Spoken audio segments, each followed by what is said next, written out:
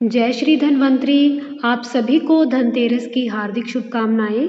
आइए आज हम धनतेरस के दिन भगवान धन्वंतरी के जन्म की कथा सुनते हैं। बहुत समय पहले देवता और असुरों के बीच युद्ध हुआ। देवता अपनी शक्ति खो चुके थे और रोग पीड़ित हो गए। तब वे भगवान विष्णु के पास पहुँचे और उनसे सहायता मांगी। भगवान विष्णु ने कहा, तुम असुरों के साथ मिलकर समुद्र मंथन करो, उससे तुम्हें अमृत प्राप्त होगा। जब समुद्र मंथन हुआ तो सबसे पहले विष निकला, जिसे भगवान शिव ने पी लिया। फिर कई रत्न और देवियां प्रकट हुई। अंत में समुद्र से एक दिव्य पुरुष प्रकट हुए, जिनके हाथों में अमृत का कलश, शरीर पर पीतांबर, मुख पर तेज और चारों ओर दिव्य प्रकाश। वे थे भगवान धन्वंतरी, जो भगवान विष्णु के अवतार और आयुर्वेद के देवता हैं। उन्होंने देवताओं को अमृत दिया और मनुष्यों को औषधि और आयुर्वेद का ज्ञान प्रदान किया। इसलिए धनतेरस के दिन, जो उनके अवतरण का दिन है, हम भगवान धन्वंतरी की पूजा करते हैं, स्वास्थ्य, दीर्घायु और रोग मुक्त जीवन की कामना के लिए। आइए अब दूसरी कथा सुनते हैं। बहुत समय पहले की बात है। एक नगर में हिम नामक राजा राज्य करते थे। वे बड़े न्यायप्रिय और दयालु थे, परंतु एक दिन उनके घर में चिंता का बादल छा गया। जब उनके पुत्र का जन्म हुआ तो ज्योतिषों ने उसकी कुंडली देखकर कहा, राजन, आपके पुत्र की कुंडली में एक दोष है। उसके विवाह के चौथे दिन ही एक सांप के डसने से उसकी मृत्यु हो जाएगी। यह सुनकर राजा और रानी बहुत दुखी हुए, लेकिन समय बीतता गया और वह बालक बड़ा हुआ।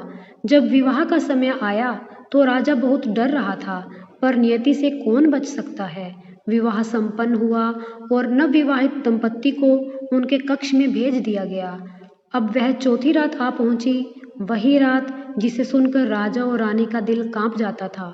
परंतु राजकुमार की पत्नी बहुत बुद्धिमान और साहसी थी। उसे भी यह बात पता थी कि उसके पति की मृत्यु का समय पास है, इसलिए उसने एक अद्भुत योजना बनाई।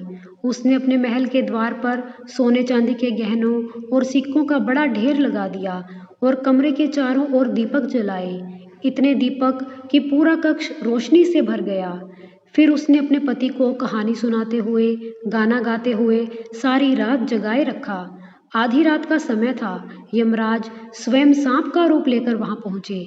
वे राजकुमार को डसना चाहते थे, पर जैसे ही उन्होंने कमरे में प्रवेश करना चाहा, उन्हें चारों ओर से आती दीपों की जगमगाहट और गहनों की चमक ने रोक दिया। सोने चांदी की चमक इतनी थी कि यमराज को कुछ भी दिखाई नहीं दे रहा था। वे द्वार पर बैठ गए और उस रोशनी को निहारते रहे। भीतर से संगीत की मधुर ध्वनि आ रही थी। पत्नी अपने पति को जगाए रख रही थी ताकि मौत उसे छू ना सके। रात भर यमराज वहीं बैठे रहे और जब सूर्य की किरणें फूटी तो वे बोले, आज तुम्हारी पत्नी की बुद्धि, भक्ति और समर्पण ने तुम्हें मृत्यु से बचा लिया। तुमने मृत्यु पर विजय पा ली। यह कहकर यमराज वहां से चले गए। उस दिन से यह परंपरा शुरू हुई कि धनतेरस की रात घरों में दीपक जलाए जाते हैं, ताकि यमराज प्रसन्न रहे और परिवार पर कोई अनहोनी न आए। लोग अपने घर के दरवाजे पर दीपक रखते हैं और धन की देवी माता लक्ष्मी की पूजा करते हैं। धन्यवाद। Stay tuned for more videos.